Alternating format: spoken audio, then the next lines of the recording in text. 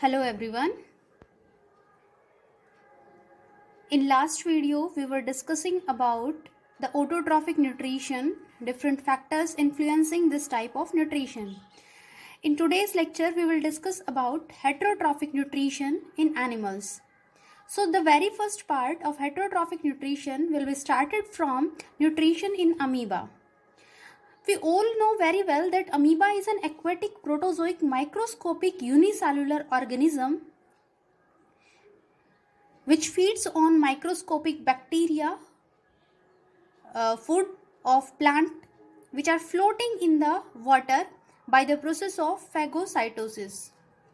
हम सब जानते हैं कि अमीबा जो है वो एक एक्वेटिक एनिमल है, प्रोटोजोइक एनिमल है, माइक्रोस्कोपिक है, यूनिसेलुलर है और ये अमीबा जो है वो एक्वेटिक इन्वायरमेंट में रहता है। तो वहाँ के एटमॉस्फेयर में पानी के अंदर जो फ्लोट करने वाली चीज़ें हैं, जो एनिमल्स हैं, उनसे ही अपना फूड इंटेक करता है by the process of phagocytosis.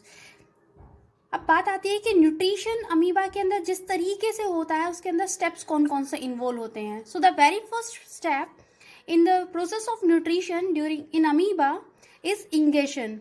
It is intake of food और engulf of food by forming pseudopodia around it. Amoeba जो है वो अपने फूड पार्टिकल के अराउंड चारों तरफ सूडोपोडिया फॉर्म करता है. सूडोपोडिया हमने पहले पढ़े हुए हैं 9th क्लास में, जो फॉल्स फीट होते हैं अमीबा के अंदर. और इस तरीके से जो अमीबा है वो अपने फूड को इनटेक करता है और इस तरीके से फूड जो है वो एक वैक्यूल में पैक हो जाता है जिसको हम कहते हैं फूड वैक्यूल या फैगोजोम. ये फूड वैक्यूल जो है ये लाइजोजोम के साथ फ्यूज करती है और बनाती है एक स्ट्रक्चर जिसको हम कहते हैं एंडोजोम, जहाँ पर लाइजोजोमल एंजाइम्स जो हैं वो फूड पार्टिकल्स को डाइजेस्ट करने का काम करते हैं. किस तरीके से होता है, let's have a view over this. Suppose this is an amoeba and this is a food particle around the amoeba. Amoeba will form pseudopodia like this and like this. This food particle will be packed into a vesicle and engulfed by the amoeba by the process of phagocytosis. Phagocytosis के process से ये जो food particle है ये amoeba की body के अंदर enter करेगा. यहाँ पे ये एक वैक्यूल के अंदर पैक है, ये लाइजोसोम के साथ फ्यूज होगा और फ्यूजन के बाद ये जो स्ट्रक्चर बनाएगा, अब अगर इसके साथ लाइजोसोमल एंजाइम्स फ्यूज हो जाते हैं तो जो स्ट्रक्चर बनता है उसको हम कहेंगे एंडोजोम. और एंडोजोम के अंदर लाइजोसोमल एंजाइम्स जो है वो इस फूड पार्टिकल को डाइजेस्ट करने का काम करेंगे. So the next step is digestion. इस फूड पार्टिकल का break down with the help of lysosomal enzyme is termed as digestion. वो प्रोसेस जिसके अंदर लाइजोसोमल एंजाइम्स जो है एंडोजोम के अंदर फूड पार्टिकल को डाइजेस्ट करने का काम करते हैं, उसको हम कहते हैं digestion. Next step is assimilation. The digested food particles diffused into the cytoplasm which is utilized by the cell and it is termed as assimilation. जो digested food material था, जो food particles थे, जो food contents थे, उनका directly diffusion हो जाता है cytoplasm में और ये जो प्रोसेस है इसके द्वारा फूड जो है वो एसिमिलेट हो जाता है. Next step is egestion. Undigested food particles जो है वो वैक्यूल के अंदर रिमेन रहते हैं, वैसे के वैसे रहते हैं और ये जो वैक्यूल है ये प्लाज्मा मेम्ब्रेन के पास आकर बर्स्ट आउट हो जाती है और जितना भी अनडाइजेस्टेड फूड रिमेन था उसको by the process of exocytosis body से बाहर रिलीज आउट कर दिया जाता है.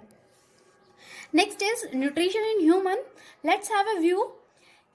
ह्यूमन जो है वो हेटरोट्रॉफिक ओमनिवोरस ऑर्गेनिज्म है. हम सबको पता है कि हम जो है ह्यूमन बींग्स हम हेटरोट्रॉफिक हैं, अपना फूड खुद सिंथेसाइज नहीं कर सकते लाइक द प्लांट्स. ओमनिवोरस हैं, हम हर्बीवोरस भी हैं और कार्निवोरस भी हैं. ह्यूमन डाइजेस्टिव सिस्टम जो है वो कंसिस्ट करके रखता है एलिमेंट्री कैनाल को और डाइजेस्टिव ग्लैंड को. हम देखना चाहते हैं, अगर हम देखें तो ह्यूमन डाइजेस्टिव सिस्टम जो है वो 2 पार्ट से मिलकर बना हुआ होता है. One is alimentary canal and another one is digestive glands. Alimentary canal जो है वो एक लॉन्ग मस्कुलर ट्यूब होती है जिसके पास ग्लैंडुलर एपिथेलियम लाइनिंग होती है और इसका डायमीटर जो है उसमें बहुत सारी वेरिएशंस होती हैं. ये एक्सटेंड करती है from the mouth to the anal opening. Mouth से लेके और एनल ओपनिंग तक का जो एरिया है that is termed as alimentary canal. ये कंसिस्ट करती है सेवरल ऑर्गन्स को। एलिमेंट्री कैनाल के पास बहुत सारे ऑर्गन्स होते हैं, बहुत सारे ऑर्गन से मिलकर बनी हुई होती है, जैसे mouth, oesophagus, stomach, small intestine, large intestine आदि। ये जो है, अगर हम एलिमेंट्री कैनाल की लेंथ देखते हैं, टोटल लेंथ, तो ये लगभग 9 मीटर लॉन्ग होती है अनकोइल्ड कंडीशन के अंदर। नॉर्मली ये प्रेजेंट होती है बहुत सारी कोइलिंग फॉर्म के अंदर ह्यूमन बॉडी में, लेकिन अगर हम देखें अनकोइल्ड फॉर्म में तो ये लगभग 9 मीटर लॉन्ग ट्यूब होती है। In case of herbivorous animals it is more longer and in case of carnivorous animals it is smaller. Next is the very first part of alimentary canal is mouth. So the uppermost opening of human digestive system through which intake or ingestion of food takes place. Human digestive system का सबसे ऊपर वाला part, सबसे uppermost part, जहाँ से food का intake किया जाता है, उसको हम कहते हैं माउथ. माउथ जो है वो इनक्लोज्ड होता है लिप्स से. सेकेंड आता है बकल कैविटी. माउथ जो है वो ओपन होता है बकल कैविटी के अंदर. लार्ज स्पेस होता है जिसको बाउंड करके रखता है. ऊपर की तरफ से वो पैलेट से बाउंड होता है, नीचे की तरफ से थ्रोट से, साइड से जो उसको बाउंड करते हैं. मतलब हमारा जो माउथ है, जो बकल कैविटी है, that is enclosed bye upper side, ऊपर की तरफ से पैलेट जिसको हम तालू कहते हैं, नीचे की तरफ से थ्रोट, और दोनों साइड से जो है वो उसको एनक्लोज करके रखते हैं. So buccal cavity is a space which is enclosed by jaw, palate and throat. इस बकल कैविटी के अंदर प्रेजेंट होते हैं teeth, tongue and salivary glands. सबसे पहला पार्ट जो है वो देखते हैं टंग. तो टंग जो है वो एक मस्कुलर मूवेबल सेंसरी ऑर्गन है और ये जो है वो म्यूकस मेम्ब्रेन से कवर्ड होती है. टंग जो है वो उसके ऊपर म्यूकस की एक कवरिंग होती है, म्यूकस मेम्ब्रेन कवर्ड होती है. टंग के ऊपर टेस्ट बर्ड्स प्रेजेंट होती हैं जो हमें किसी भी फूड को टेस्ट करने में हेल्प करती है. जितने भी हम टेस्ट फील करते हैं वो सारे बिकॉज ऑफ टंग पे टेस्ट बर्ड्स की प्रेजेंस की वजह से होते हैं. उसके अलावा ये स्वेलोइंग में हेल्प करती है. आप जितना भी खाना खाते हो उसको निगलने में, ईसोफेगस की तरफ मूव करने में हेल्प करती है टंग. उसके अलावा phonation, that is a very important part of tongue. Speech में हेल्प करती है टंग. नेक्स्ट आता है हमारे पास टीथ. सो ह्यूमन जो है उसका अगर हम टीथ का फीचर देखते हैं तो ह्यूमन के टीथ की कुछ क्वालिटीज हैं. The very first is diphyodont. Diphyodont means एक ह्यूमन की लाइफ में उसमें टीथ जो है वो 2 बार आते हैं. हम सबको पता है, एक बार हमारे दूध के दांत आए थे, दैट आर मिल्क टीथ्स, और उसके बाद परमानेंट टीथ आते हैं. नेक्स्ट आते हैं थीकोडोंट्स. थीकोडोंट्स का मीनिंग होता है कि टीथ जो है वो एम्बेडेड होते हैं in the socket of jaw bone. हमारे सबके दांत जो हैं वो जॉ बोन के सॉकेट के अंदर धसे हुए होते हैं and this is known as thecodont. So we are diphyodont and thecodont. Next is heterodont. हमारे माउथ में जो टीथ्स होते हैं वो 4 टाइप के होते हैं, तो सारे एक जैसे नहीं होते हैं, इसलिए हम कहते हैं हम हेट्रोडोंट्स हैं. 4 टाइप के टीथ होते हैं, incisor, canines, premolars and molars. अब बात आती है कि हमारे जो मिल्क टीथ हैं, जो हमारे दूध के दांत थे जो शुरू में आते हैं बच्चे के, वो होते हैं नंबर में 20, लेकिन परमानेंट टीथ जो है वो 32 होते हैं. लास्ट मोलर टीथ जो है वो अपीयर होता है एट द एज ऑफ 18 से लेकर 25 तक की एज तक नॉर्मली अपीयर होता है. एट द सेम टाइम एक इंडिविजुअल जो है वो मेच्योरिटी अटेन करता है और इसीलिए लास्ट मोलर टीथ को हम विजडम टीथ भी कहते हैं. अब बात आती है कि डेंटल फॉर्मूला हम कैसे कैलकुलेट करते हैं कि कौन कौन से दांत किस तरीके से हैं. तो एक अडल्ट का जो डेंटल फॉर्मूला होता है वो होता है 2123 बाई 2123. इसका मीनिंग ये है, इसको हम 2 से मल्टीप्लाई करते हैं, मल्टीप्लाइड बाई 2, और यहाँ पर 2 जो है वो इंसीजर का नंबर है, 1 canine, then 2 premolar, then 3 molars. अगर हम एक चाइल्ड का डेंटल फॉर्मूला देखते हैं तो वो होता है 2120. ये जो 2 टीथ्स हैं 2120, 0 means last molars are absent in case of child. Next आता है टीथ जो है वो बने हुए होते हैं बहुत हार्ड मटेरियल के, जिसको हम कहते हैं डेंटाइन, और डेंटाइन के ऊपर एक शाइनिंग कवरिंग होती है जिसको हम कहते हैं इनामल. और इनामल जो है वो ह्यूमन बॉडी का हार्डेस्ट मटेरियल है.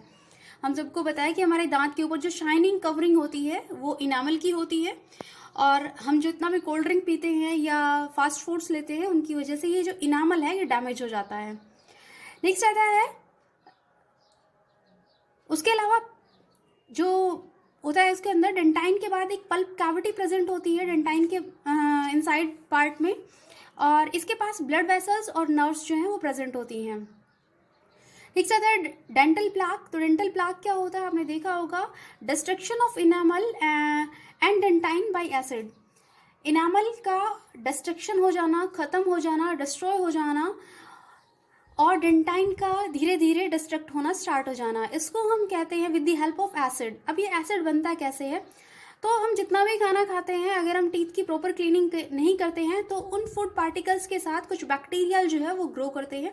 बैक्टीरिया जैसे ग्रो करते हैं तो वो बैक्टीरिया धीरे धीरे एसिड रिलीज करना शुरू करते हैं, और वो एसिड जो है वो इस इनामल की कवरिंग को डैमेज करना स्टार्ट कर देता है। So because of this dental plaques are formed. So regular cleaning of teeth is very much required. Let's have a view over the teeth structure. The uppermost part of a teeth is known as enamel. Then the next part is dentine. This part, internal part of dentine, dentine के अंदर का जो हिस्सा होता है उसको हम कहते हैं पल्प कैविटी, और इस पल्प कैविटी के अंदर ब्लड वेसल्स और नर्व सेल्स दोनों प्रेजेंट होती हैं। ये जो सारा पार्ट है ये गम्स के अंदर और जॉ बोन्स के अंदर एम्बेडेड होता है। जो अपरमोस्ट पार्ट होता है टीथ का, जो बाहर दिखाई देता है, that is crown. Just below the crown which is slightly embedded in the gums is known as neck, and the lowermost part which is deeply embedded with the blood vessels and nerve cells is known as root. This is about the teeth. Meet in the next video with some new content. Thank you and have a good day.